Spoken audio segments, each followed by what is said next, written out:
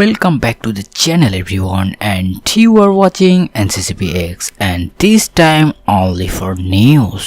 nvidia announce করেছে যে তাদের পাস্কেল আর্কিটেকচারের যে কার্ডগুলো আছে, বিশেষ করে GTX 1066 জিবি ভেরিয়েন্ট থেকে উপরের যে কার্ডগুলো আছে অ্যান্ড টাইটান XP-তেও তারা নিউ জেনারেশনের যে টিউরিং বেস 1660 Ti অ্যান্ড 1660 এগুলোতে আপনারা রে ট্রেসিং, শ্যাডো, হাইলাইট এইসব দেখতে পারবেন সামনের ড্রাইভার আপডেটে অ্যান্ড গেমসের অপটিমাইজেশনের কারণে। এটা আসলে হার্ডওয়্যার বেস হবে না, যেটা আপনার RTX কার্ড আছে সেগুলো তো করবেই, কোনো ব্যাপার না, কিন্তু যাদের নেই এই ফাংশনালিটিগুলো বা অপশনগুলো তো তারাও খেলতে পারবে গেমস অপটিমাইজেশনের কারণে। আপনারা শ্যাডো, হাইলাইট, ইলুমিনেশন বা লুমিনেন্স, গেমসের রে, শ্যাডো এইসব আপনারা দেখতেই পারবেন। তো এটা খুবই একটা ভালো বিষয় যে আপনারা আগের জেনারেশন বা পাস্কেল আর্কিটেকচারে রে ট্রেসিংয়ের স্বাদ উপভোগ করতে পারবেন, তবে অত বড়ভাবে না, কিন্তু পারবেন।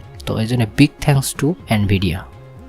তারপরে যে নিউজটি আসতেছে সেটি হচ্ছে অনেক ইন্টারেস্টিং, তার কারণ গুগলের কাছ থেকে আসতেছে, আর গুগল লঞ্চ করে দিয়েছে তাদের স্টেডিয়া, যেটা একটা গেমিং প্ল্যাটফর্ম। আর এটা এমন একটি গেমিং প্ল্যাটফর্ম যেটা শুনে আপনার মন খুশিতে ভরে যাবে।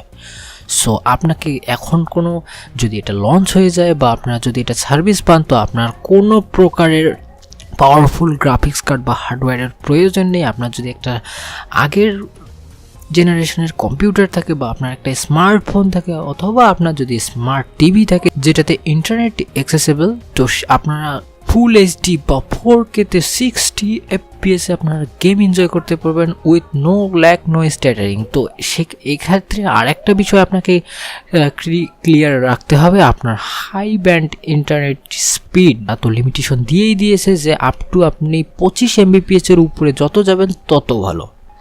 সো এটা গেমিংয়ের জন্য অনেক একটা সুখবর। আর তাছাড়াও তাদের গেমিং শেয়ারিং বা আপনার স্ট্রিমিং ইউটিউবে, তো তারা তো জয়েন্ট কোম্পানি, তো সেক্ষেত্রে অনেক ফেসিলিটি থাকবে। আর তার চেয়েও বড় বিষয় হচ্ছে যাদের হার্ডওয়্যার কম, আপনারা ফোনেও আপনি খেলতে পারবেন হাই ইন্টারনেট স্পিড থেকে। আপনাকে কোনো প্রকার হাই কোয়ালিটির বা high end graphics card, processor বা কোনো প্রকার হার্ডওয়্যার কিনতে হবে না, শুধু আপনার screen, smart device and internet, that's it. আপনার গেম চলবে স্মুথলি। তো এখনও এতটাও এক্সাইটেড হওয়ার কিছুই নেই, তার কারণ 3-4টা দেশে অ্যানাউন্স করেছে, কানাডা, USA, UK অ্যান্ড ইউরোপের কিছু কিছু কান্ট্রিতে। বাট এখনও তারা এটা অ্যানাউন্স করেনি যে তারা কীরকম প্রাইস রাখতে যাবে বা কীরকম সাবস্ক্রিপশন রাখবে। তো সেক্ষেত্রে আপনাকে একটু স্কেয়ার্ড হতেই হবে। তো তারপরে যে নিউজটি আসতেছে সেটি হচ্ছে স্যামসাংয়ের থেকে। আর স্যামসাং রিলিজ করতে চাচ্ছে তাদের নতুন জেনারেশনের HBM2 মেমোরি, যেটা HBM2 এর আগের জেনারেশন ছিল বা high bandwidth memory second version. But এবার তারা ওটাকে পাল্টিয়ে ফ্ল্যাশ বোল্ট করার চিন্তা ভাবনায় আছে। আর আগের জেনারেশনের চেয়ে এটি অনেক ফাস্টার, কারণ এটা আগের জেনারেশনের চেয়ে 33% ফাস্টার হবে। অ্যান্ড এর যে ভিডিও মেমোরি থাকবে তার ক্যাপাসিটিও থাকবে অনেক বেশি, আপ টু 64 GB পর্যন্ত, 64 GB with 4096 bit. And last যে নিউজটি আসতেছে সেটি হচ্ছে ইন্টেলের থেকে। ইন্টেল তারা তাদের নতুন GPU শোকেস করেছে, বাট সেটা কীরকম পাওয়ারফুল সেটা তো এখনও বলা যাচ্ছে না, বাট তারা খুব শীঘ্রই তারা রিলিজ করতে পারে এরকমই মন্তব্য করছে ইন্টেল। তো আর একটা বিষয় ইন্টেলের কাছ থেকে, সেটি হচ্ছে যে আমি এর আগের ভিডিওতেও বলেছিলাম যে 9th জেনারেশনের মোবো প্রসেসর বা ল্যাপটপের যে প্রসেসর সেগুলো অনেক পাওয়ারফুল হতে চলেছে।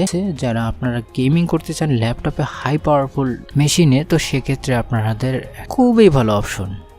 আপনারা ওয়েট করুন, আপনারা হয়তো পেয়ে যাবেন নেক্সট জেনারেশনের ল্যাপটপগুলো।